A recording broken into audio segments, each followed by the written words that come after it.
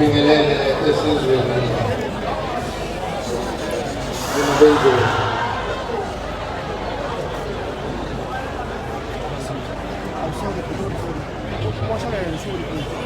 bathohlelo shenge meya yaseZululand shenge siwalisa bathohlelo futhi nokuyena kade kushula izihambeli zethu kulolu suku olukhulu kangaka namhlanje umntwana waseyibindini ageba hlezi sibambene njalonjalo nawe ngiphakamise umntwana waphinda ngene ndonankulu kaZulu ngiphakamise umntwana wakafika inqindi phakamise futhi ngokukhulu ukuzithoba ngaNkosi Dlunkulu kaMafu ngiyathokoza mama wami wena wedwa umama wami ukhona namhlanje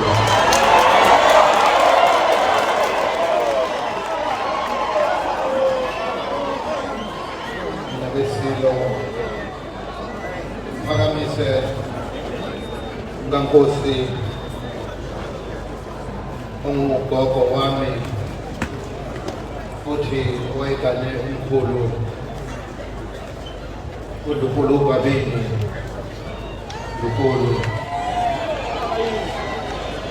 Dlunkulu Mantombela wayegane ibamba bukhosi ebambele isilo esingizalayo umntwana wasenxamphilile Dlunkulu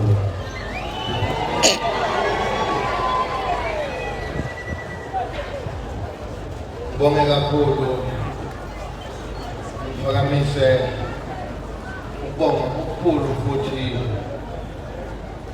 eNdlunkulu yonke kaZulu ekhona kanye nathi lapha namhlanje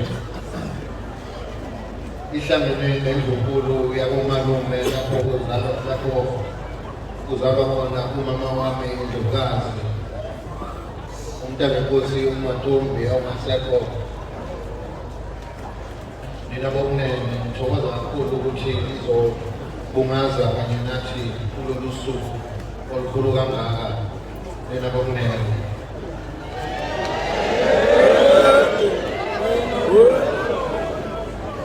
ngiphakamise ngokukhulu hlonipha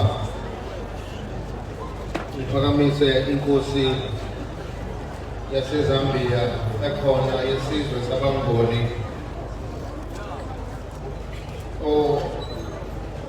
kungabantu isizwe esimunye kanye naso ngokwegazi nangokamoya nangobayisizwe esisodwa samaZulu esisezweni laseZambia. Thank you so much, Your Majesty, for being here. Ngiphakamise ukubonga okukhulu enkosini yaseZambia yaseCongo u-Abubakar okanye nathi naye futhi namhlanje ngiyabonga isizwe sikaMageba ukuthi nimukele izaphuleli zenu eziphakathi kwethu kulolu suku lwanamhlanje lubaluleke kangaka isizwe sikaMageba.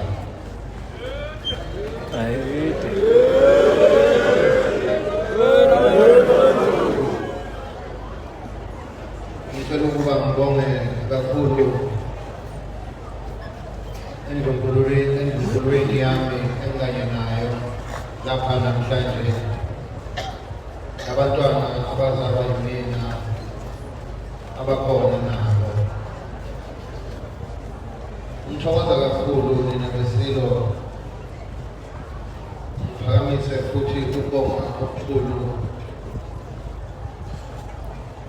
umhlonishwa uDuma hlonishwa sibambene nawe sibambisene ngithokoza kakhulu ukuthi ukhona nawe phakathi kwethu ngohlelo lukahulumeni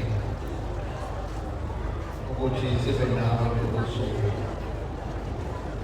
ngoba lukhonaba khona endlini ey'khundleni izinto ezintsha lokho ningeseke njalo ningadidekile.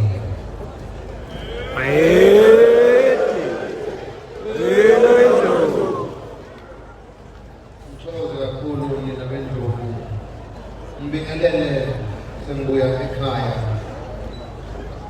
amakhosi asendlunkulu, ngiphakamise usihlalo wamakhosi KwaZulu-Natal, Nkosi uPhiliza, Nkosi yesizwe. Ngiyathokoza ukuthi ukhona nawe phakathi kwethu, bakhona wena. Ngiyazi ukuthi onke amakhosi asuke ekhona.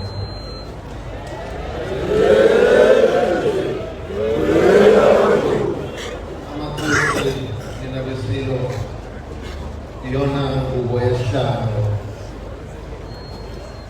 ebheke ukuba isihlalo sihlezi sihlanzekile ngaso sonke isikhathi.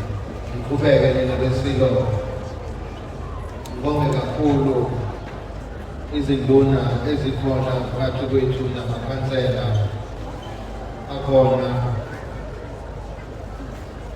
Ngibonge kakhulu umeya yethu isigodi sakwaNongoma, mhlonishwa. Ngithokoza kakhulu ukuthi sibambisene kanye nawe. Ngingakhohlwa nina besilo inkulumo yonke ehlanganisa obaba bami, omkhulu bami, o-anti bami, odadewethu abakhona, ngoba bakhona odadewethu abakhona lapha, nabafowethu. Ngiyathokoza koMageba, umcimbi wethu lo.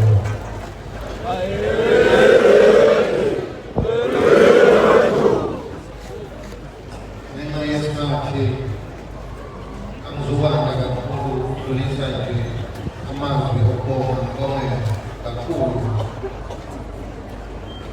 kumavikelahlalo okuyibutho likaZulu.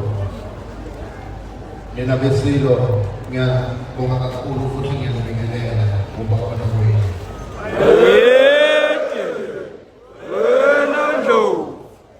Ngibongazi futhi ukuthokoza intokozo enkulu ey'ntombini zomhlanga ezizimba nezisizwe.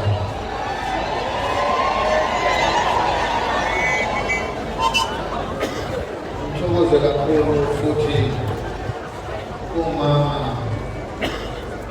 bezivivana nabomama besizwe abakhona phakathi kwethu. Asilutho isizwe ngaphandle kwenu. Ngiyathokoza njalo ukuba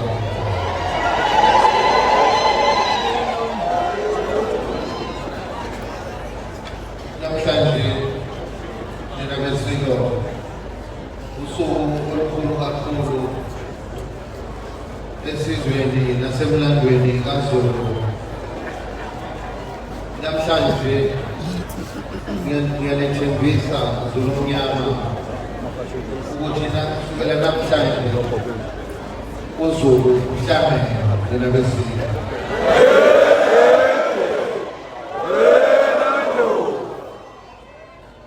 Indawo siyisizwe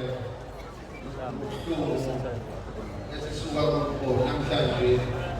uNkulunkulu ney'nyanya zalapha ekhaya, abanikazi besihlalo nabanikazi besizwe, ngiyabusisa ukuba bebe nathi futhi besingathe ngoba sesingene kuleli qabunga elisha, okusho ukuthi nizimisele njengengonyama kaZulu ukukhona isizwe sikaMageba, isizwe sababa.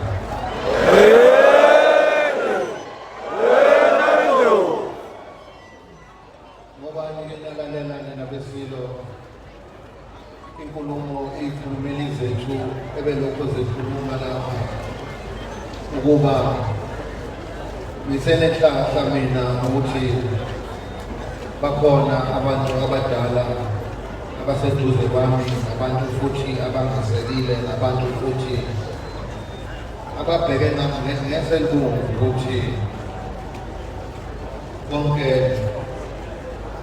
kuhamba kahle ngohlelo lwakhona ngokwehlalo nokuthi bezinikele ekuthini bazongibambisa kuze kube sekugcineni ukuba sihole lesi sizwe.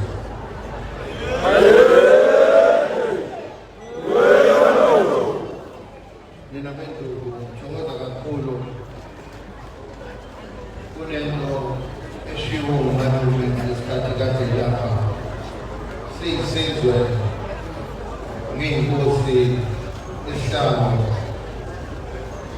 akukho esiyokwenza zolomnyama ngaphandle kwezwi likaNkulunkulu neBhayibheli phambili. Ngiyanethembisa nina ngesizwe ukuthi konke esikwenzayo siyisizwe siyindunkulu ukuya phambili ukulungiswa ukuthi iBhayibheli nomkhuleko ikhona okuhamba phambili kulesi sikhathi.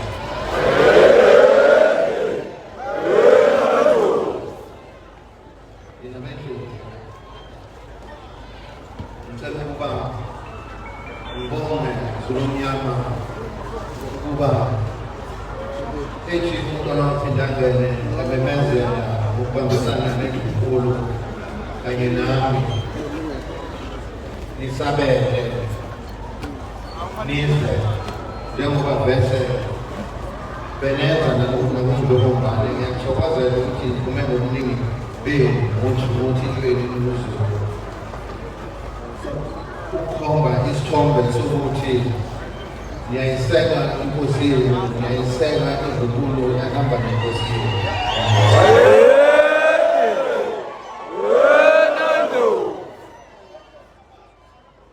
Mina kuyisilo ngingakaphothuli nje ngiyazi ukuthi ngokwazi kwenu ukuthi isimo sasendunkulu sinjani kulezi nsuku, kodwa ngicela ukuthi konke enikubona kude ney'nkulumo emnyaka enizwe abaphikisa isihlalo ey'khuluma sengike ngasho futhi kaningana ukuthi nibezwe ukuthi bathini ngoba kumele sibezwe ukuthi bathini, kodwa ningabalaleli.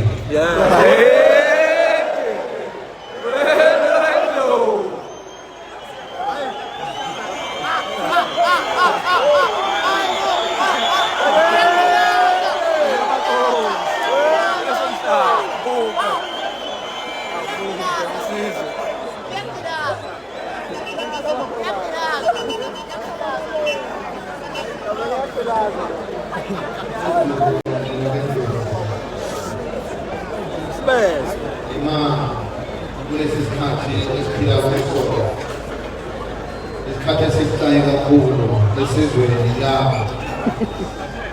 abezizwe bezama ukuba besihlukanise phakathi siyisizwe, okusho ukuthi namhlanje sivula iqabunga elisha elikhomba khona ukuthi ayebesakho ekhona amambuka kwaZulu, kodwa kulokhu sizoqeda ukubuka ngoba sifuna wonke umuntu abuye ekhaya.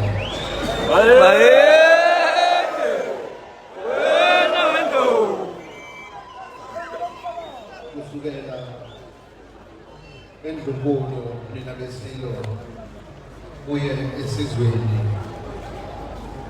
kuye emhlabathini esiwengamele njengesizwe, ngoba nazi ukuthi Zulumnyama ithina i-Afrika yonke esinezizwe ezingaphandle, njengoba nibona nje kukhona abaseZambia la, bakhona futhi abaseZimbabwe, naseSwazini akhona amaZulu nabohlala, naseMozambique kunjalo bakhona abantu bakwaZulu. bonke labo bantu siyafuna ukuthi sihlangane kubekiswane ngisho emindenini yenu akusikhona nje lapha ezinkulu na kuyake ngabonwa ngasebenye khona ngiyazi ukuthi nasemindenini yenu emakhaya ukhona kodwa siyisizwe kumele sikhulekele njengesizwe kusukela manje.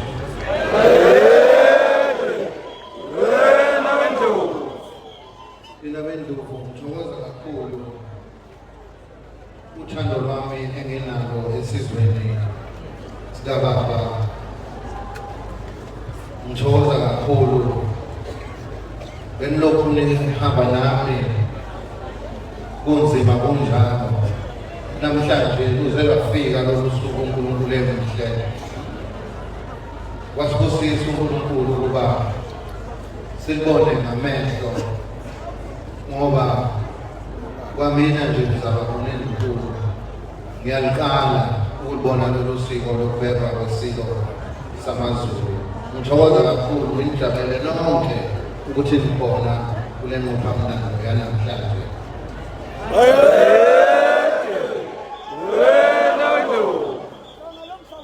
Ngoba yonke imicimbi kusukela emhlabeni kuye kwaDukuza kuye eSandwane kuye eNcome benilokhu nikhona nikade nami ngoba bengingadidekile nilokhu nithi inkosi yethu akekho usitshela ukuthi siyayazi inkosi yethu.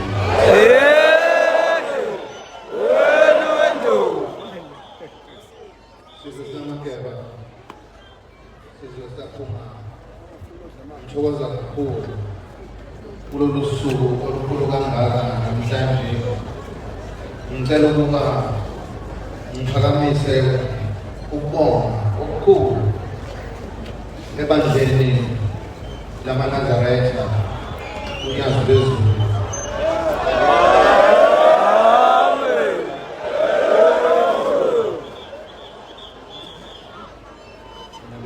Ebesilokhu sibambene naye kunzima kunjalo ngoba ngiyazi ukuthi izulu omnyama ngiyakwazi ukuthi kunesandla semfene kule nto eyenzeka kwaShembe nalena efuna ukwenzeka lapha ekhaya.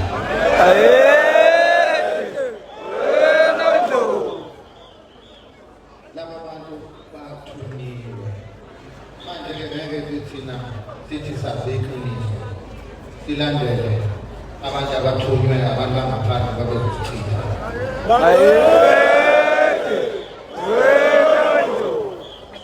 Ngithokoza kakhulu futhi umpostoli omkhulu ubaba uNomo ophakathi wethu u-12 Apostoli ukweseka abenakho sukela ekuqaleni kuze kwemanje ubelokhu uhamba nami. Ngibonge kakhulu futhi ebandleni lamasheshi okuyilona elengamele iNdlunkulu ngokwezemvelo. Ngithokoza kakhulu ukuba lamabandla lokhu ehambela eduze nami esho lamabandla ngoba ngabenzile nje ngobuholi babo ukuba abadidekile nabo. Manje ukuthola umuntu wenkolo ukuthi akadidekile ukuthi inkosi yakhe ngibala oseceleni ongasethi umfundisi bese iphikisa leyo.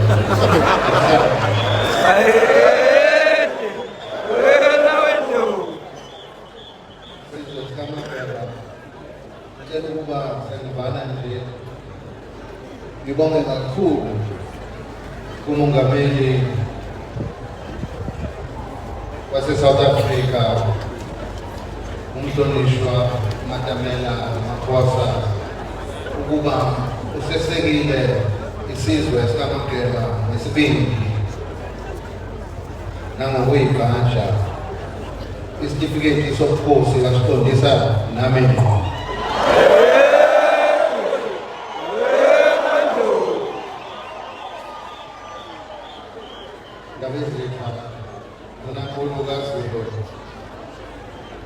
ngimncanyana nje ngike ngabuza ukuthi kumntwana ukuthi undunankulukazi ukuthi masike saphuma isitifiketi siyake siphinde sibuyele emva masekhona bakhala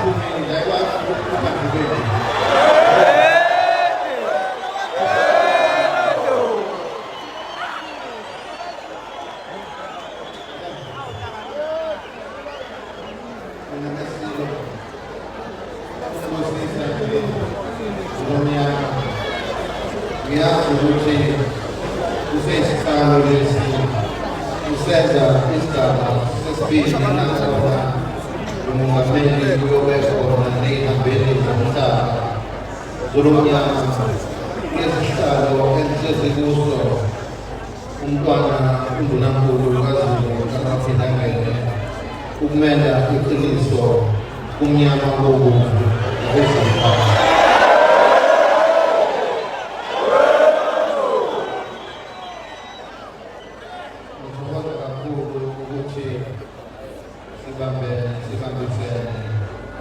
ukuthi indlela eyaphambili iyakhanya angisho nina besilo ukuthi ngithini kodwa ngiyasithembisa isizwe sikaMageba uhambo oluqondile uhambo olunonkulunkulu uhambo olunedlozi ukuthi ngizoba kanye nani noma ngabe umnyama obomvu ngoba uNkulunkulu ekhetha abazali bami uNkulunkulu umunwe wakhe ukhombe mina ngakho kumele ukuthi umsebenzi wami ngiwumele ngendlela nangeqiniso nangeBhayibheli.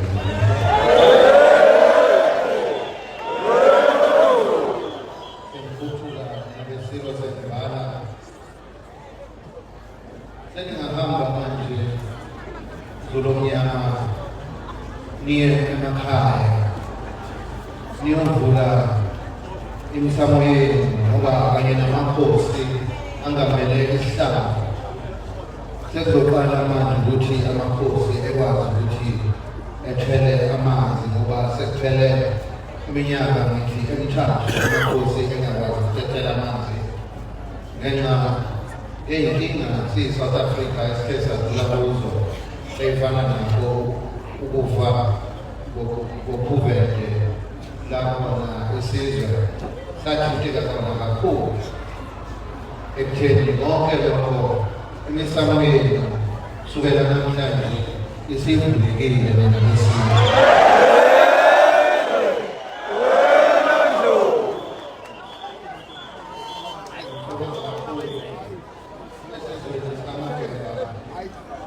Ngiyathembisa ukuthi lolu suku lanamhlanje ngiyanazisa futhi ukuthi lokuyilona olubaluleke kunalokhu esaya kuko eMabhida sesenzela abanye abangekho nathi namhlanje ngoba kusazokwenzeka isigaba sesibili lapho naseMabhida lapho onke amabandla ayomqokelelo izizwe zomhlaba ngoba ngizolomnyama i-Afrika yonke nezizwe zonke zomhlaba seyithebele kithi thina Zulu isihlalo senu lesi ehlezi sona ukuba masihambe kahle thina siwuZulu umhlaba uyobika.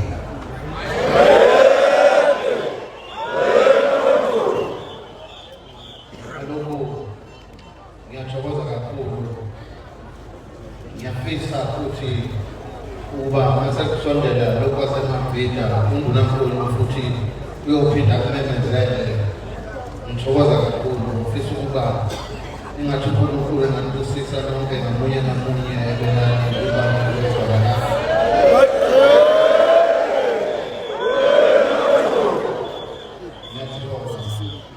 Moses.